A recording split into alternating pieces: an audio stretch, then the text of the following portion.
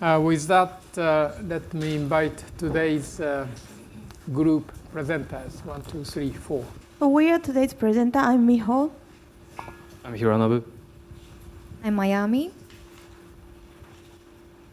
And we have Saram as our member, but I have to apologize deeply because we are lack of presenters, so we will skip that part of Saram's presenting part. So let's get started. So topic of our presentation is UN reformation. The question is, should Japan obtain a permanent seat at Security Council? If so, why? If not, why?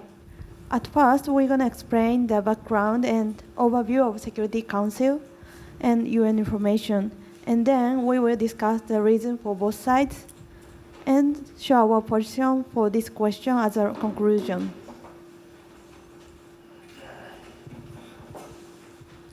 So UN Charter 5 is about Security Council. The Article 23 shows the 15 members and the purpose of Security Council. And the Article 27 is about vote of the permanent member. In the Article 27, quote, decision of the Security Council on all other matters shall be made by an affirmative vote of 9 members, including the concurring vote of the permanent member. So I will explain the Security Council. The role of Security Council are establishment of PKO, improvement of multinational force, measure against terrorism and promotion of non-proliferation, and decision of sanction, etc. The permanent member is China, France, Russia, UK, and United States. They are winners in World War II because UN was established for peacekeeping after the war and established based on League of Nations reflection. The non-permanent member consisted by 10 countries, 2 in Africa, 3 in Africa, 2 in Asia Pacific region, 1 in East Europe, 2 in Latin America and Caribbean, 2 in Western Europe and other. Their term of office is 2 years.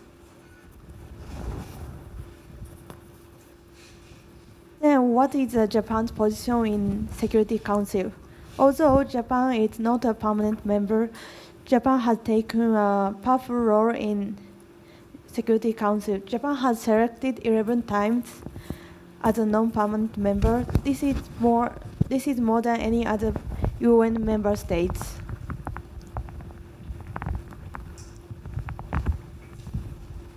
So there is a debate on UN reform. In 1993, OEWZ for Reformation of Security Council was established. Then in 1997, a plan of reformation was submitted. The plan was about adding 5 seats for permanent member and 4 seats for non-permanent member. In 2004, for reformation, Brazil, Germany, India, and Japan cooperated, and in 2005, a new plan for reformation, which is about adding 6 seats for permanent member and 4 seats for non-permanent member, was submitted to General Assembly, but it failed to pass, and the debate still continuing. And there are 5 points in this debate. That is category of new member, veto, representative in region, the number of Security Council countries and how to work in Security Council, and relationship between Security Council and General Assembly. This point will be deeply discussed later. So according to public opinion poll by Cabinet Office, about 80% support the UN reformation in Japan. So why do they agree with this?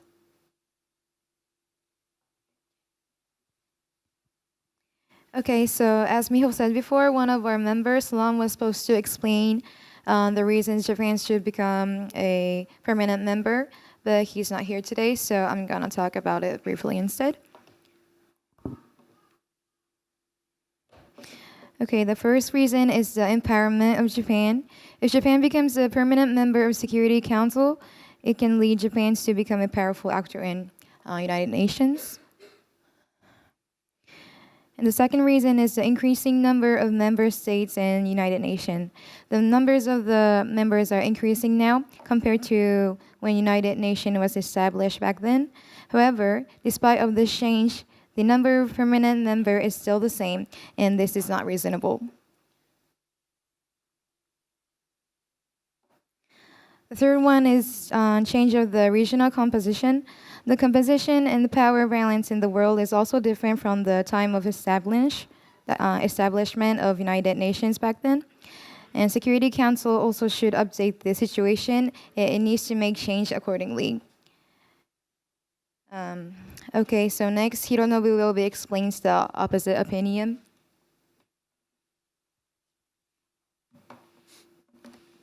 Okay, so next I will discuss about why Japan should not be a permanent member of the UN Security Council. Let me start from the historical background of the UN Security Council. The current permanent member states of Security Councils are winners of the World War II. And in the UN Charter, Article 23 defines that the permanent members are China, which is a Republic of China, not a People's Republic of China. And then French, Russia, UK, and the United States. So by looking at these countries, it is quite difficult to Japan to become permanent member because Japan is a defeated country of the war. But what will be required for Japan to become a permanent member? According to Article 109, it defines about the process of changing UN Charter. It says a general conference of the members of the United Nations for the purpose of reviewing the present charter may be held at the date and place to be fixed by a two-thirds vote and of the members of the General Assembly and by a vote of any 9 members of the Security Council. Each member of the UN shall have 1 vote in the conference. Also, any alternation of the present charter recommended by two-thirds votes of the conference shall take effect when it ratified two-thirds of the members of the UN, including all the permanent members of the Security Council. So in actual number, Japan needs to get at least 192 votes with all the 5 permanent members of the Security Council. So it is quite difficult for change UN charter. And the example of how difficult to change the UN Charter could be best described by looking at the change in enemy clause in UN Charter. Technically, Japan is still considered as the enemy state in the UN Charter. In Article 53 and 107, use the term of enemy states, which is defined as the term enemy states apply to any state which during the World War II has been enemy of any signatory of the present charter.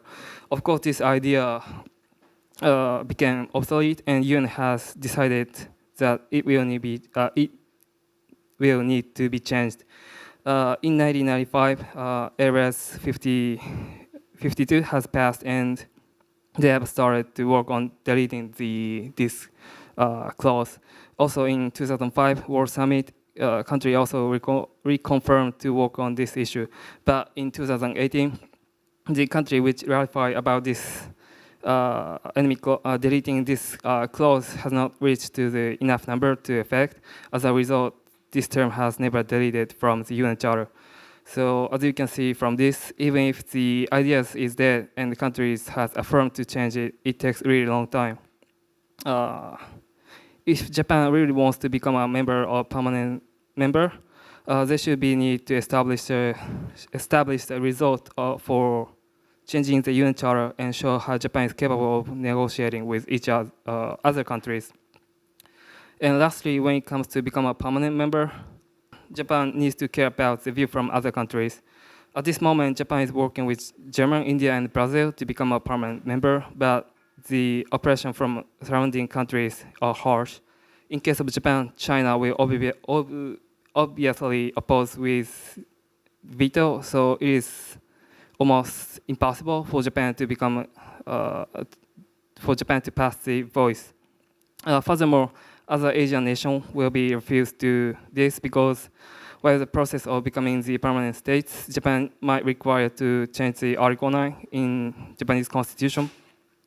So this could be trigger the conflict with Japan and Asian countries. So from those reasons, Japan should not be permanent states of the Security Council. Okay, so throughout the previous discussion, in conclusion, we came to the answer that Japan should not obtain a permanent seat at the Security Council right now. Rather, it's very unrealistic.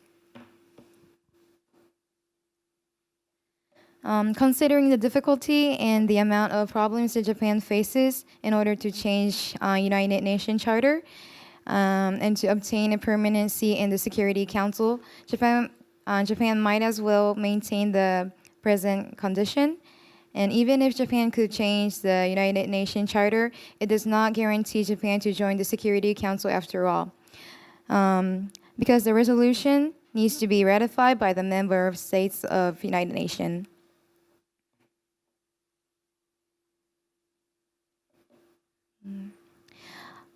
Also, in 2022, United Nations Security Council election will be held during the 76th session of the United Nations General Assembly, and Japan has to declare to become a candidate for this election. Becoming a permanent seat immediately is very difficult. What Japan can do right now is to improve the circumstances to be elected as a non-permanent seat once again in this election and gain other countries' trust by showing cooperative effort for the peace and security maintenance.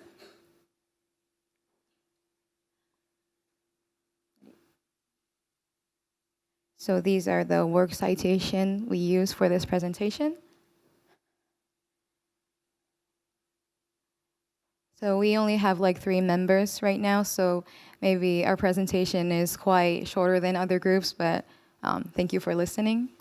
Let's start by listening to Kofi Annan. So this is the view of Kofi Annan.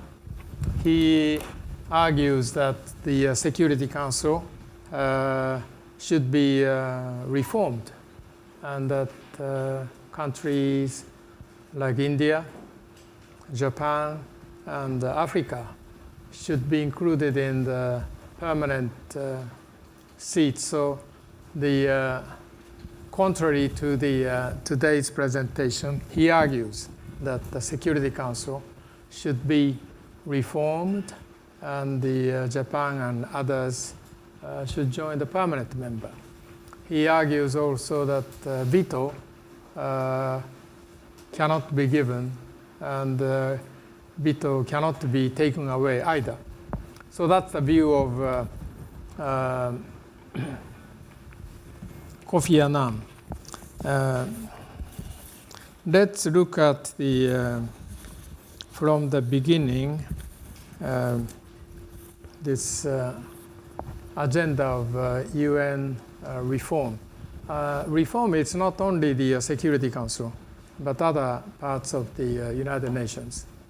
I will ask the presentation that you have made different view from the Kofi Annan. So you should argue against Kofi why you think the Japan should not be a member of the Security Council.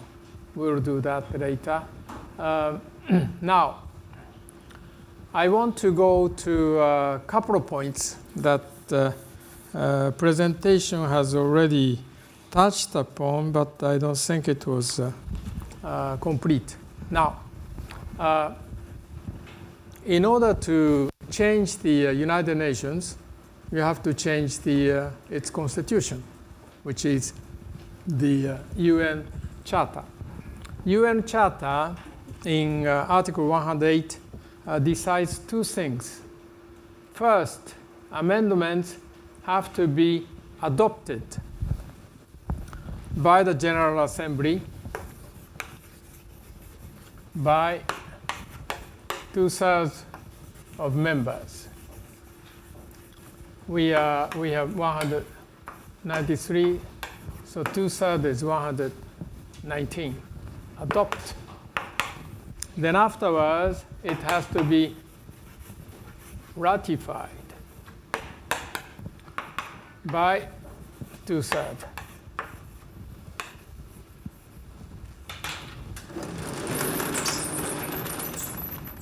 Draft should be adopted, and then it has to be ratified. Who can tell me what's the difference? What's the adoption and what's ratification? What's the difference? Why they put two procedures have to be adopted by a vote of 2/3 of members, have to be ratified by 2/3 of the member, including all the permanent members.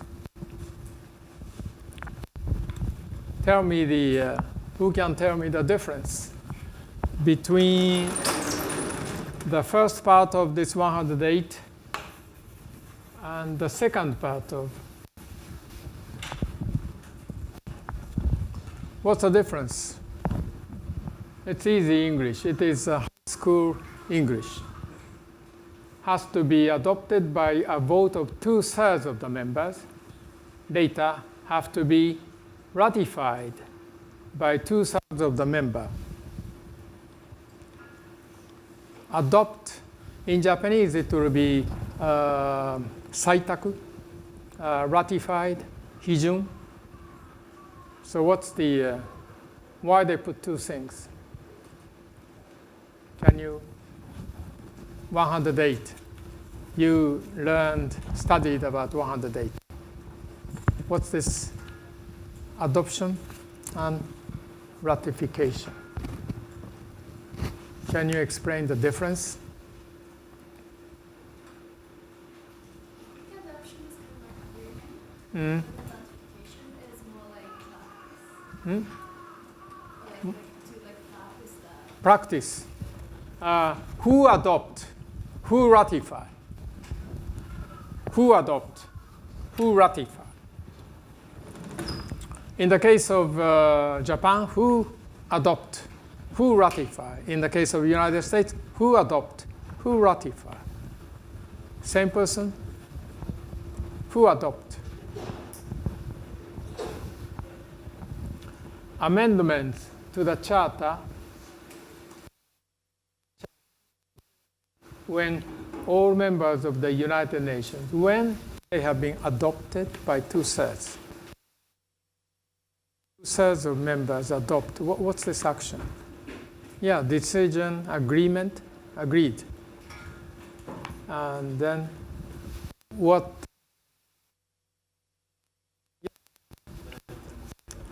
The governments of those states have to vote to agree with the governments agree and adopt, yes, and then? And then it's ratified.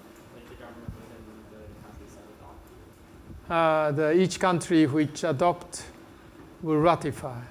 Same government, then why do you have to do the two decisions? What's the difference? Ratify. What is the action of ratify? Hijun, ratification. What's this action? Yes. Who ratify?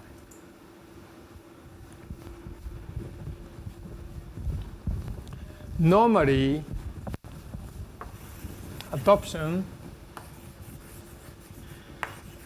by government. Government means what?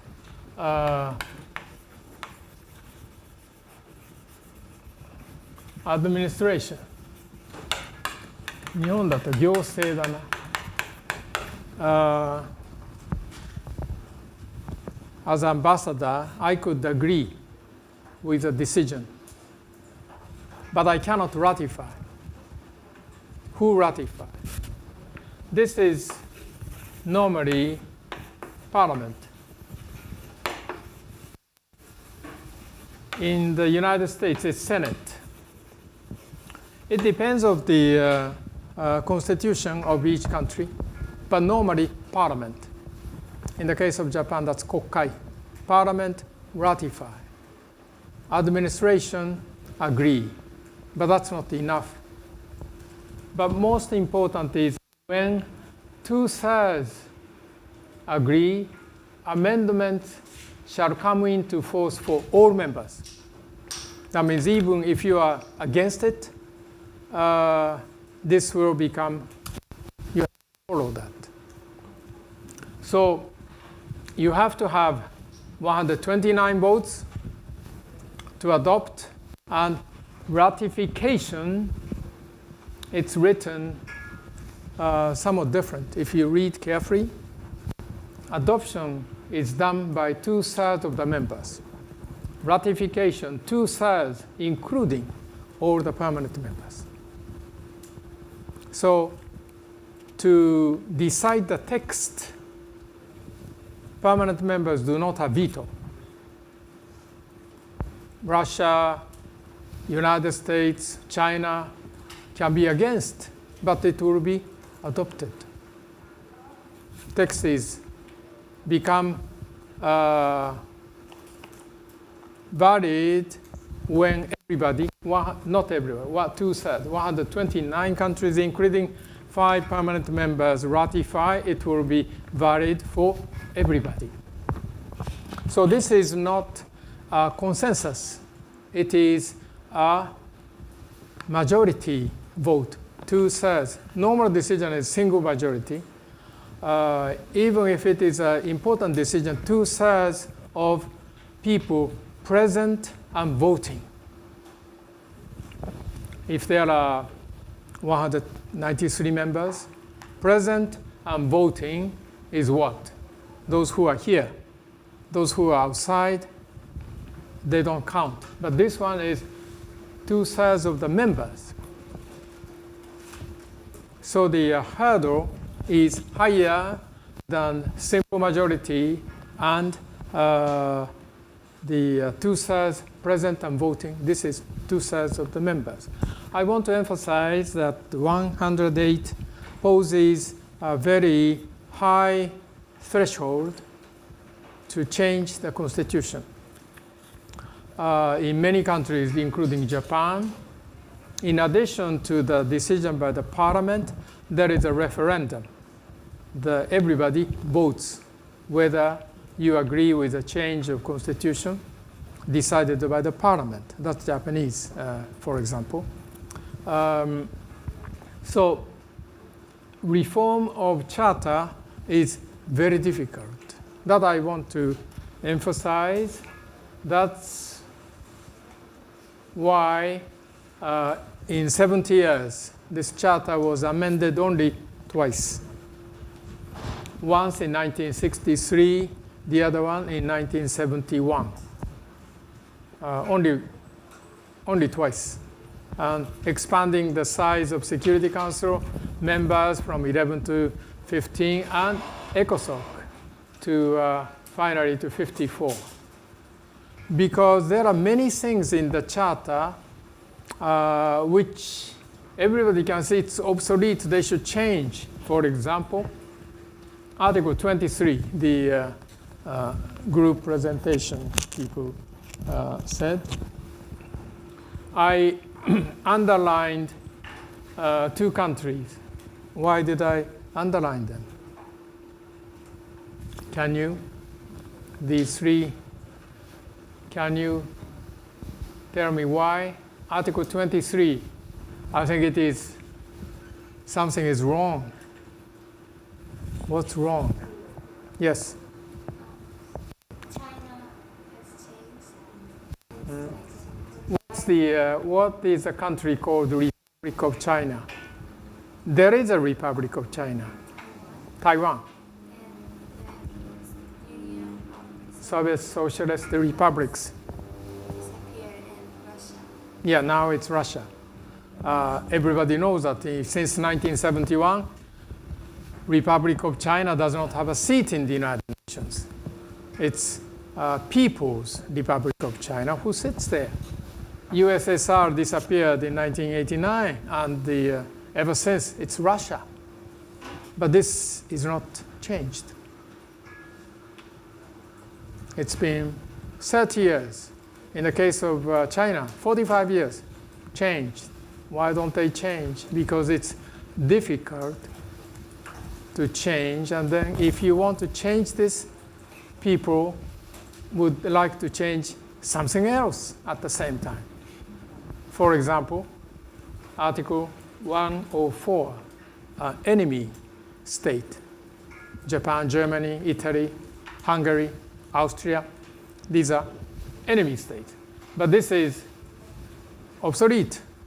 And if you do a little more investigation, you will find out that the 1994 decision of the General Assembly says this is obsolete, means nothing, it's not valid, and it will be changed when the amendment, charter will be amended in the future. Yes, Michael? Question about the change. I mean, the permanent members. It says that enemies of the World War II should not be able to join. No, it doesn't say that. Second war has been an enemy of signatory present to the present charter, taken authorized as a result of the war by the governments having responsibility for such action, which means that if I understood that, means the countries who have been enemies in the World War II and been defeated are not in the permanent seat, right? No, it doesn't say that. No, 107 does not say anything. This is when the charter was made, World War II was still fought. So it simply says nothing in the charter will invalidate or preclude action. That United States, for example, can take action against Japan, which may be against what's written in the charter, because it's enemy.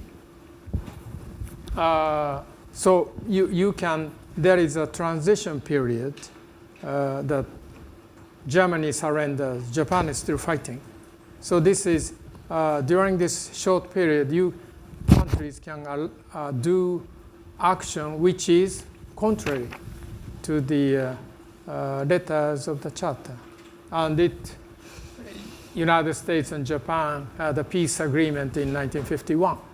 So with all the others too. So this clause has been not valid, no legal force. So that's what enemy clause, and this should disappear. But since what I want to emphasize is that these are very obvious articles that have to be changed, are not changed, because to agree on changing this part is easy, but the implication is very large. Now, Kofi Annan spoke about the need for changing the Security Council, and he didn't say, but most important, he was the Secretary General from the 1995 to 2005, so for 10 years. In his period, Cold War ended, and the United Nations Security Council started to function in Cambodia and other parts of the world. So that is part of the reason of let's change it. This exercise started. Argument the Kofi Annan said is the world has become larger, and the countries of Africa, many of the Asia, did not exist when this was written, and it has to be enlarged. to embrace countries which were not members of the United Nations.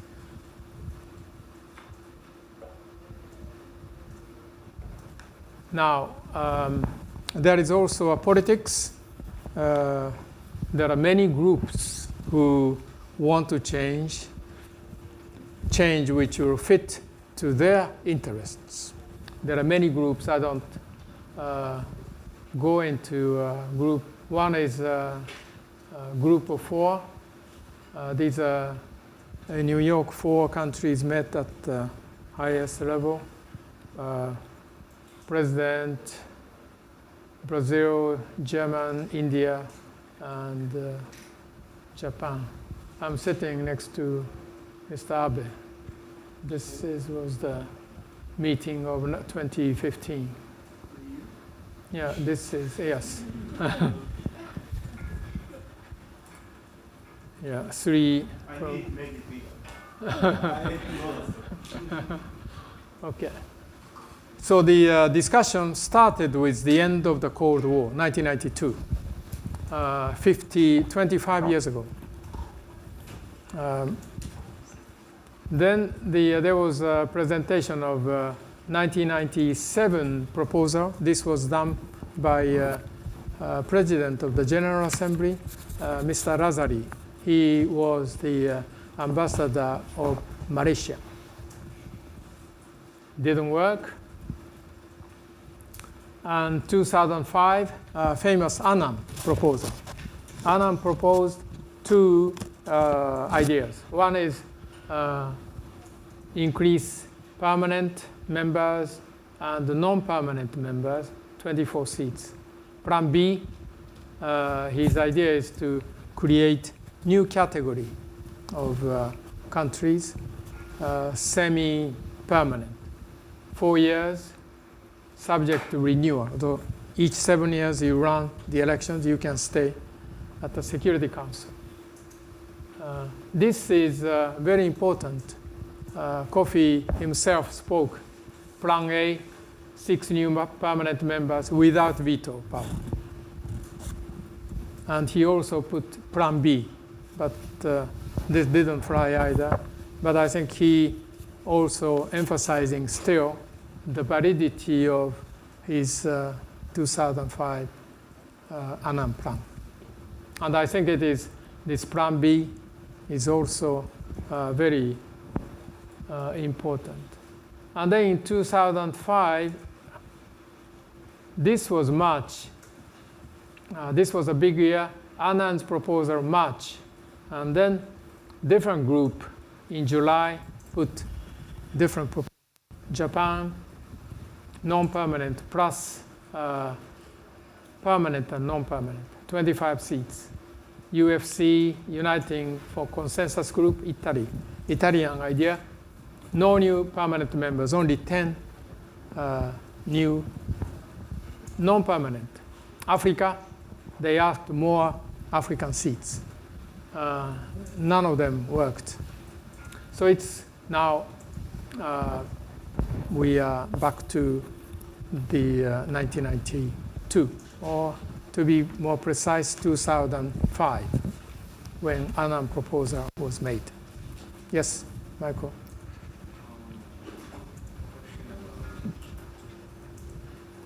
This might be just speculations, but when we go back to the 2005 and we see that all of the suggestions of the new permanent seat members have been neglected, thinking about like why maybe they would neglect, and thinking about why maybe some of the permanent members don't want any new permanent members, cannot also be because it would be a bit more complicated, but also I can believe that it's a matter of power, I would say. Like if we take, for example, Russia, who is a part of the West, part of the East, and has a very different ideology functioning than the West, and suddenly there are more members that are functioning with the ideology of the West against the East. I think that as long as this is happening, they won't vote in any new permanent members unless it suits their agenda, because they are permanent members and they are in power. So there's a complication that I might believe might be a big reason for why change is not yet possible. Yes and no. Among the permanent five, China does not want the larger permanent members, but they agree with the Africa to have more votes. United States support traditionally Japan and Germany to become permanent members. President Obama said he also agrees that India should become permanent member.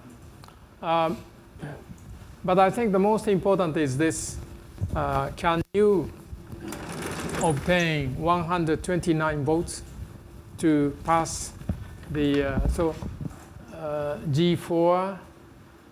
I think this G4 group, including Japan, we think we had just about 100, but not more. Coffee group, Italy group, United for Consensus group, they never thought they have more than 100. They have about 20 to 30. But if they have this, kill this 129, if they have about 30 votes solid, they can block the decision. So that is what they have been successful to show that they can block the decision. Africa was divided, so that Africa did not join G4.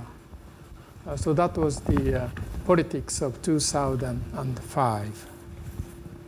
Okay.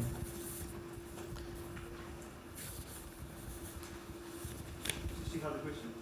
Yes. Go ahead. For Africa's requesting of the non-permanent seats, how would those seats get dispersed? Would the countries in Africa just rotate through them? And how would they decide which countries get the seats? African Union wants 6 new permanent members. In their view, this is a public view. Africa wants G4 plus Africa 2 votes. So that makes 6.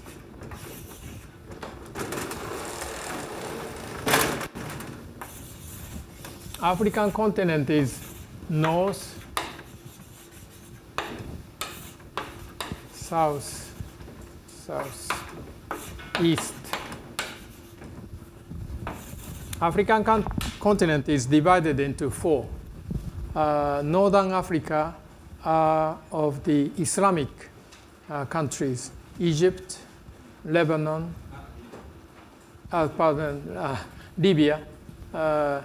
Libya, Tunisia, and Morocco.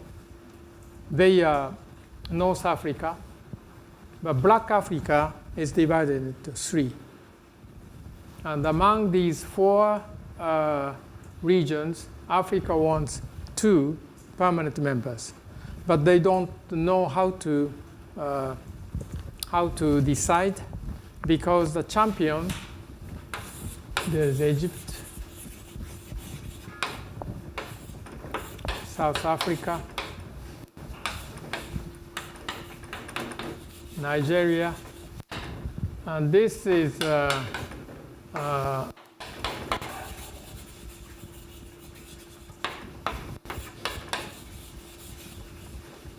Kenya.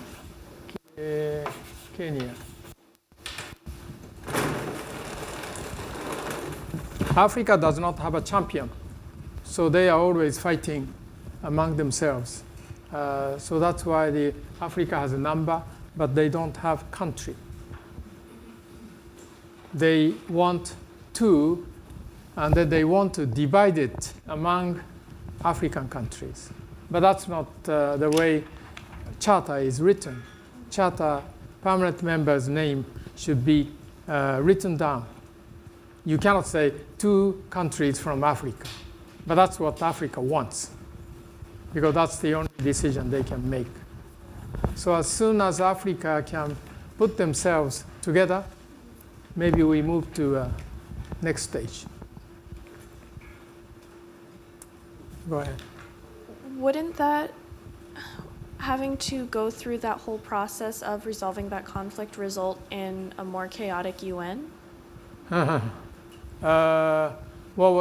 again? If they don't have specific designated seats for each of the country and the countries are all fighting against each other, doesn't that create more chaos inside of the UN because their Security Council isn't set and resolute? We are talking about how to structuralize an organization. It is different from day-to-day rivalries, regional conflict. This will come and go. This structure, once you decide, it will stay for many, many years. So this is that's why it is important. That's why it is difficult. I want to speak a little bit on this UN reform, because reform is not only Security Council. It's not only changing the charter. It is also how to work this working method that you don't need to change the charter. All the new Secretary Generals who come in propose different ideas. I put down some of the ideas. For example, Kofi Annan, he proposed to have Human Rights Council instead of Human Rights Commission. It's been done. United Nations High Commissioner for Human Rights, that's been done. Start a Deputy Secretary General, that's been done. Peace Building Commission, it is done. Department of Economic Social Affairs to merge many. So these are all done, except this Security Council reform, he could not. Mr. Ban Ki-moon, he enlarged the Department of Peacekeeping Operations, merging many organizations to have UN Women. He also started this mobility policy that when you work for the United Nations, you cannot always in New York. You have to go to the field, Asia, Africa. And he met with a huge opposition of labor union. He could not do that. Mr. Guterres is already making lots of reform plans. Yesterday, Ms. Helen Clark, former head of UNDP, Prime Minister of New Zealand, came to United Nations University. Michael was there. And one question was posed to Helen Clark on the reform of Guterres on the development. Helen was saying, I don't like it. So, again, these are the changes that you can make without charter. You change by resolution of the General Assembly. There is also changes of functions. We spoke on the peacekeeping operations, how peacekeeping mandate has been changed, peace building, which is a new idea, international courts. Instead, in addition to International Court of Justice, there is International Criminal Court. There is also International Tribunal for Law of the Sea, demarcation of the sea, ad hoc criminal court on Rwanda and Yugoslavia. SDGs, MDGs, we spoke already. Human security, I skipped, but we covered within human rights. So the changes of these functions also is day to day. You can bring in changes.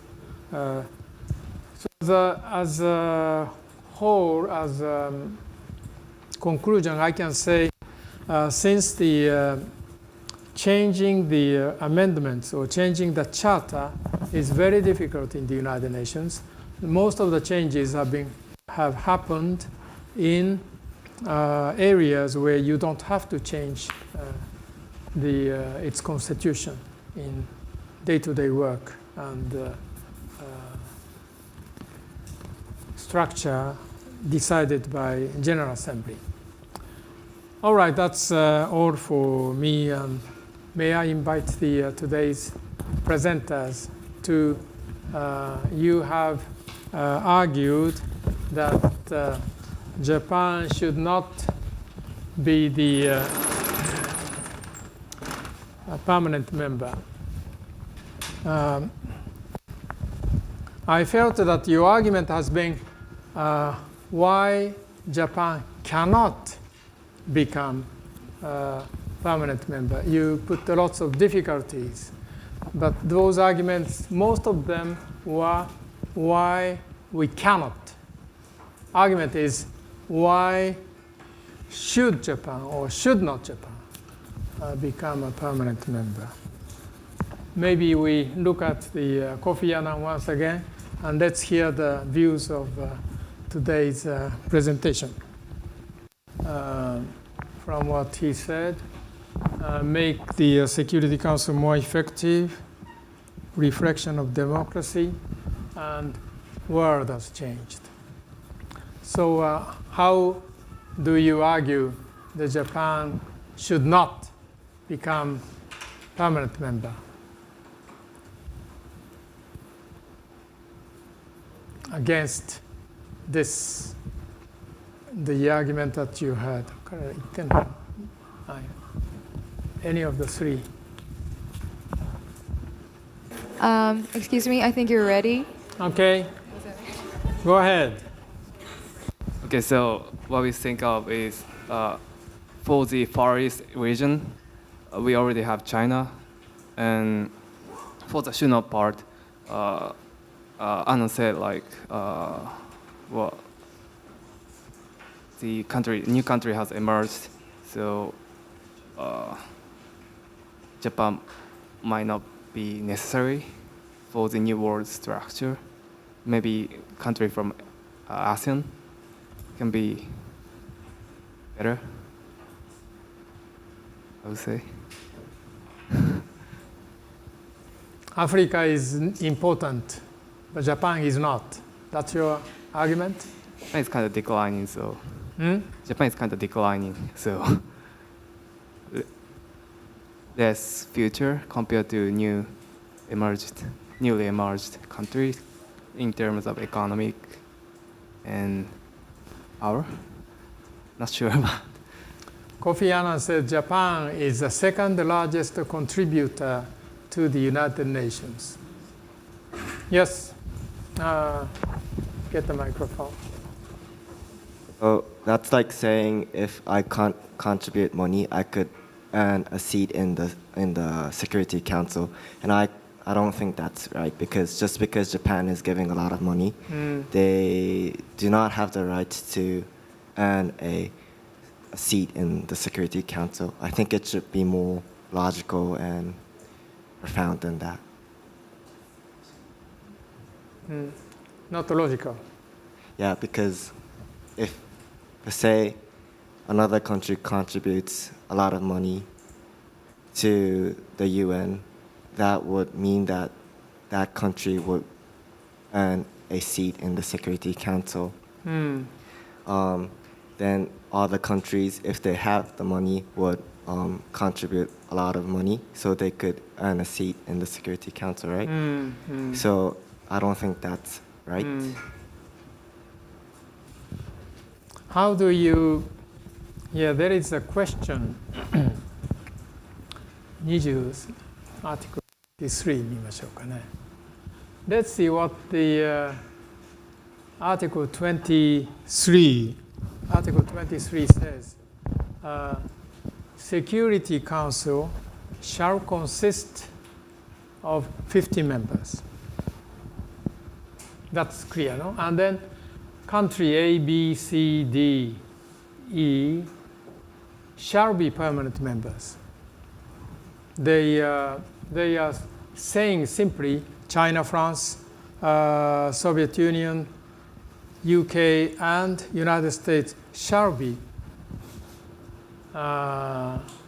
permanent members. They don't qualify why they have been elected. This goes back to the history of the United Nations. This was born because of the Second World War. Maybe I should continue this. If you read this Article 23 further, they say that the non-permanent members will be elected. Due consideration will be given to the contribution of member to the maintenance of international peace and security and other purposes of the organization, and to geographical distribution. So they are saying to be a non-permanent member, we will look at how much they contribute to the international peace and security and other purposes, budget, economic, social. And second is geographical distribution. So it's Asia 2, Africa 3 is distributed. So the Security Council debate as a whole, there are agreements, I should say, that if you create new permanent members, like Kofi Annan said, they are countries which did not exist when the war ended, or those who were defeated, but became countries who are contributing to the United Nations. So the not 129, but many countries agree that these new members include Japan, Germany, India, and Brazil, plus Africa. There are countries who are against that view, like Pakistan, they don't want India to become permanent member. There is Argentina, who doesn't want Brazil to become permanent member. There is a Republic of Korea, South Korea, who doesn't want Japan to become a permanent member. So these countries, UFC, Italy, Pakistan, Korea, Turkey, Argentina, and Spain, they form part of blocking the neighbors to become permanent members. So this issue has been blocked to this day, and Kofi Annan therefore proposed two alternatives. And my sense is that if Japan, Germany, India, Pakistan agree to give up veto, I think this issue will move forward.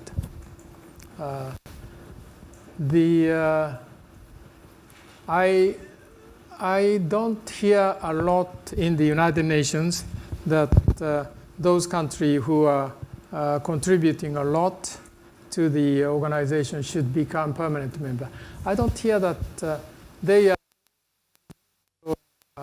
against that argument.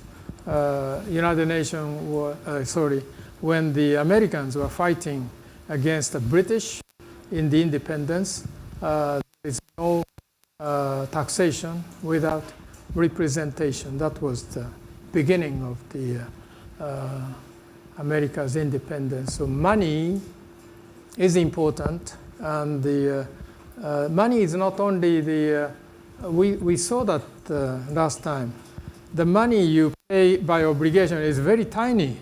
It's the voluntary contribution, the money you pay voluntarily, is big. But this percentage means that you have responsibility. If you pay 10%, means in everything else you pay 10%. It's not only the word of the obligation. So this money is the development and all other purposes. So I think it is important to see that essence, all the organizations need money, tax, who pay to run the organization. So I think it is a view, but I think money should be considered very important asset. And at the same time, we have to know that Japan's ability to pay relatively is coming down. 20 years ago, 20% now, less than 10%. So this trend, I don't think will change. Brazil will pay more, India will pay more than now. So our position is relatively, Japan's is becoming smaller. Germany, same thing, all the developed countries. Relative weight is decreasing. I think United Nations reform is not only what to do with the United Nations. It is the picture of the world order. Who decides, who takes responsibility. And responsibility is, of course, it's not free. You have to be ready to go to places where you don't want and work for the peace development. My essence of this course is that after the Second World War, this collective security has become the very important principle that we understand. In reality, we have seen that that's not the case, but there is a principle of collective security, collective responsibility.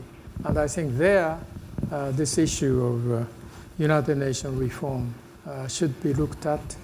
And I thought this Kofi Annan's presentation explains, in his words, very well what sort of United Nations, what sort of world we are looking for. More effective organization, reflection of democracy, and the world has changed in 70 years. All right, if there are other views on the UN reform, please. Yes?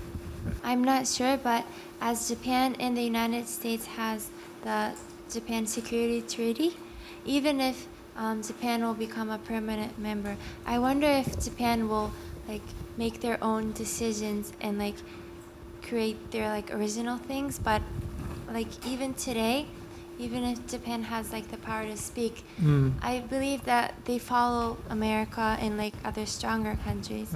So if Japan becomes a permanent member, I wonder if they will just support the United States. And I don't know, I think they can be a permanent member, and I don't know if they have to be. I can't find the big difference of becoming a permanent member or not. That's a good point. I mean, that's typically a Russian diplomat says the same thing. Adding Japan is adding one more voice for the United States. What's the value? That's what Russians always say. And it may be true. Yes, the question is if you compare, there is a very interesting studies. There is a lot of studies of voting pattern. This is one of the topics that many master's theses have been written. looking at the voting pattern at the United Nations, you can analyze similarities and differences of foreign policy of many countries.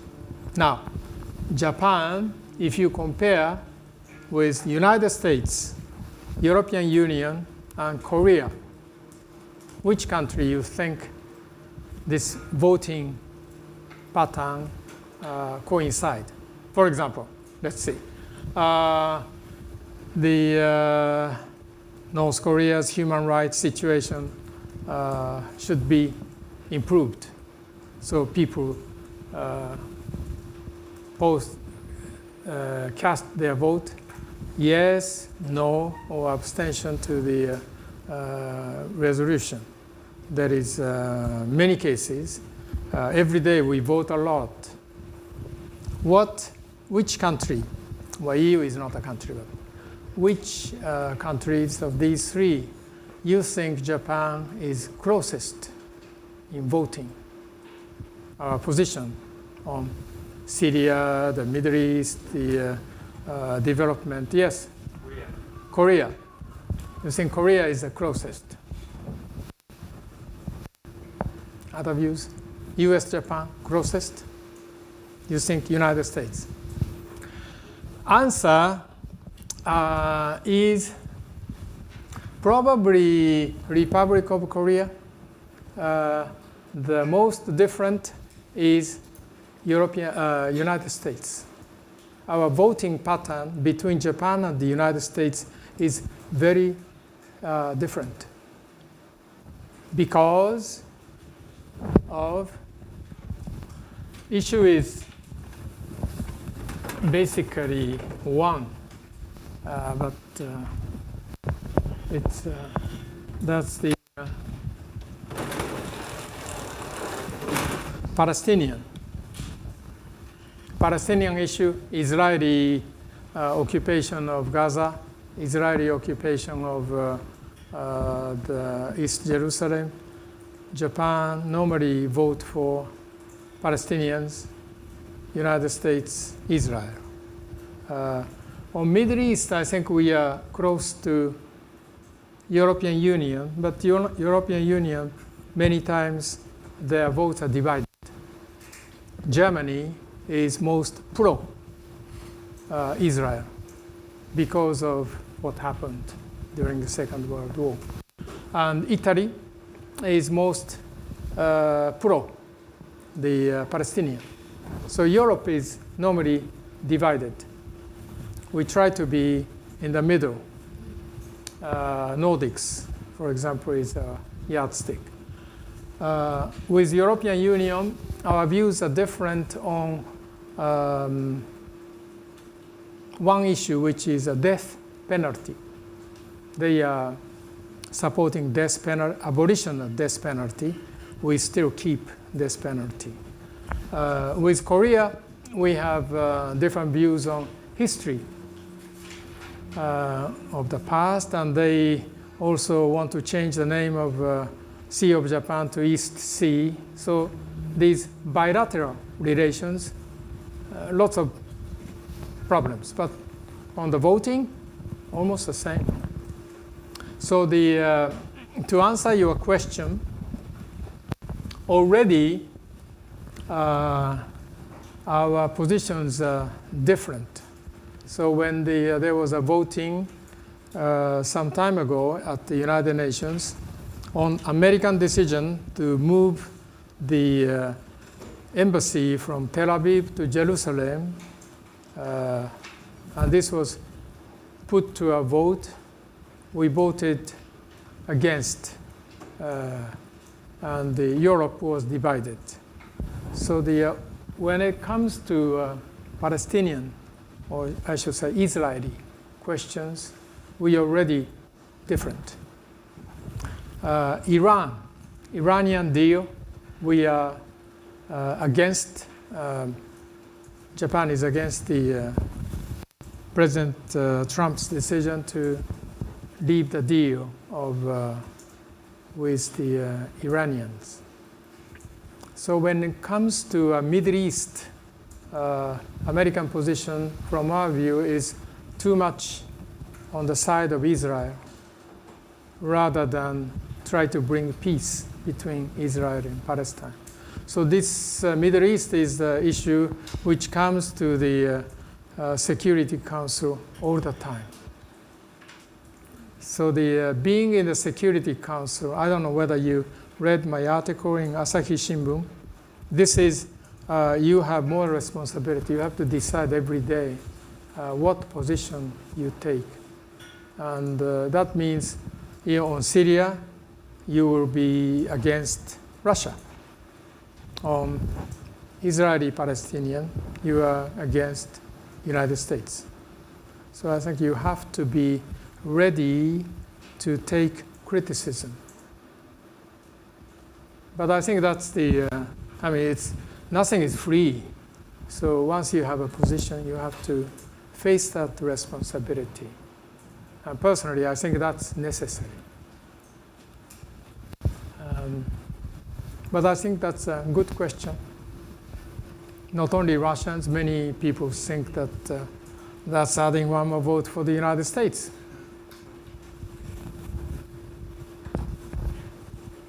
Yes? There will be other countries like Korea or other countries saying that they also want to become permanent members. So right now we have they have 5 countries, but if the number will increase more and more, then I'm afraid if they can continue on orders and effectiveness regarding the decisions. And to be correct, Korea never said they want to become permanent member. They have been saying Japan should not become permanent member. And Pakistan never said we want to become permanent member. They are saying India should not become permanent member. So their argument or their proposal is don't increase the permanent member. Don't increase the privileged countries. We have 5 already, too many. So that's their argument, which is also valid. And so this is decision making. So the Kofi Annan's proposal is we can have bigger Security Council, but no veto. That means Japan or Brazil cannot block the decision. So he says we cannot take away the veto, but don't give to new members. So I think that will solve your question, concerns. Michael.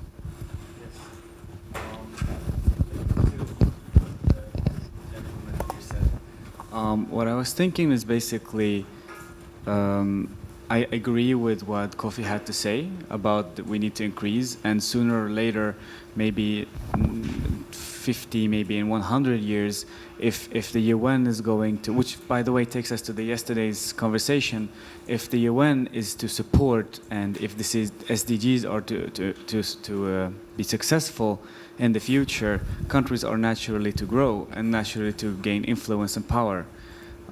So maybe not right now, a reform might not be a very good decision because of the not so equality in the world, because there are tougher countries and there are weaker countries, and instead to be able to make a collaboration, countries should at least as much as possible stand on equal ground, and that also requires a lot of time.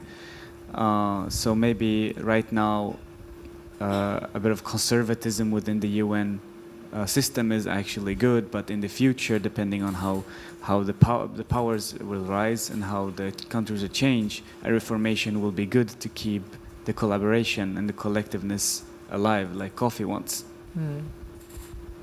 I think that's one of the strong arguments to keep this cohesion of the world. This means change the reality or not, change the structure toward the reality. And so this is what we have to do. I mean, if you look at this Article 23 once again, Republic of China is Taiwan. Now, People's Republic of China sitting there. They are second largest economy of the world, so it's natural. Soviet Union gone, Russia, largest successor, sits there. United Kingdom, Great Britain, Northern Ireland, country's name is the same, but in 1945, they occupied India, Pakistan, Bangladesh, and many parts of Africa. British Empire. France. France had French-speaking Africa, Algeria as its territory. But now the continent. United States, in a way, is the only country who has not changed the territory, bigger population. China has multiplied. So if you look at Article 23 itself, it's so obvious that the world has changed. But also it is true that the United Nations so far cannot change this Article 23. Yes? So I feel like it's different from other member states for the permanent members. So like, has anyone tried to change the name of the Union of Soviet or something?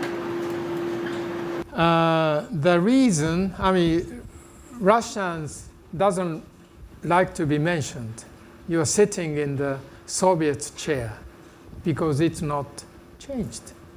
There is only a Security Council decision. There are so many issues of charter. For example, there is no mention of protection of environment.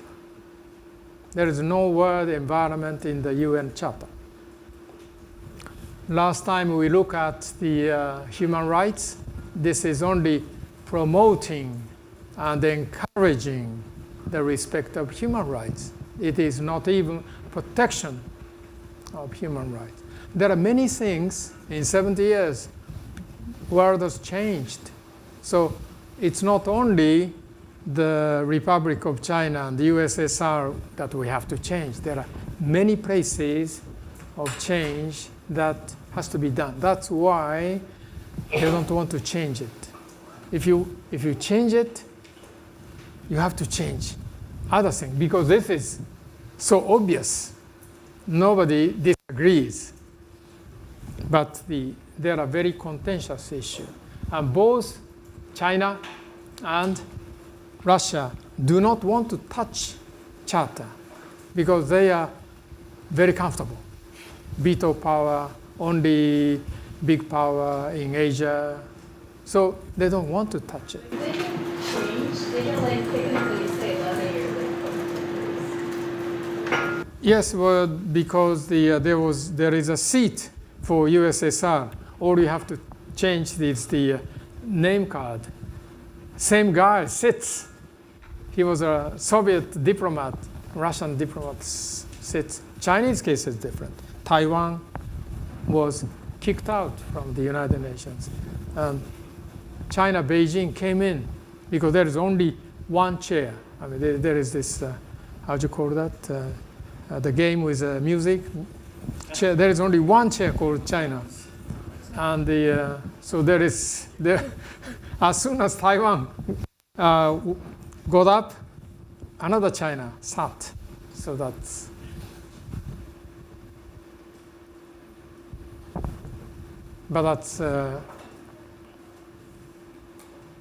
a reason why no change. はい、どうぞ。This world is too much chaotic and anarchical, and strong nation states always bully weak nation states. The world is typically disparity of the typical disparity situation, I think it is most important to make every effort to realize sustainable economic development. It takes much time, but by doing so, disparity will